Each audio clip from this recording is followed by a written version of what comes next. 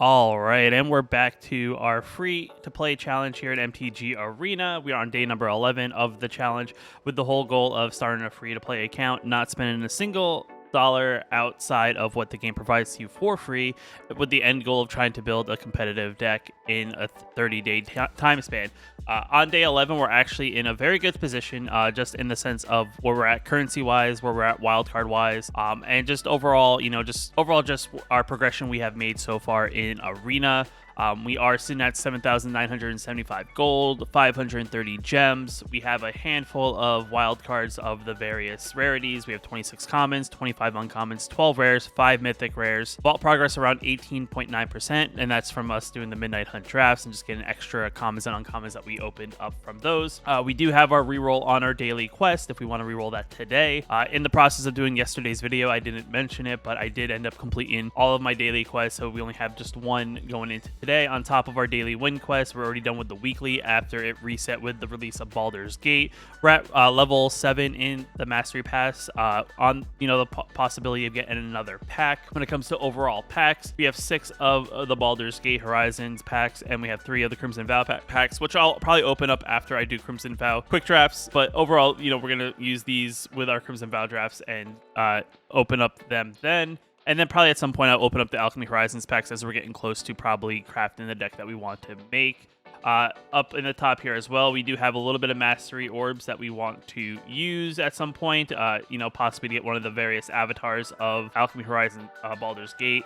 Not really, too big fan. I'm a big fan of our Maestros person from Streets of New Capenna and our sleeves, so definitely pretty cool there. Outside of that, I mean, we just been, grinded. We just got to grind jump in, I guess, for our daily wins. The store hasn't reset at the time of recording. I think we still have about another 10-ish minutes about the time I'm recording this. So the daily deals in the store aren't up to date. They're still, reflective of stuff from, Alchemy Horizons Baldur's Gate. Though I will say, if the only kind of deals I'll probably buy on this account, just because I'm trying to conserve my resources, would be anything that's exchanging currency for currency. So if it's like taking 50 gold and getting 500 gold, I'll probably do something like that. Or if it's takes X amount of gold and get gems, I'll do that, just because if we get gems in a big amount, we could actually jump in and do a draft on top of possibly even having 2 drafts with gems and gold, being able to purchase our entry into that. Outside of that, we're just on the grind. It's just another day, another grind. Probably by the end of today's video, we'll probably be around 9,000 gold, which is roughly about another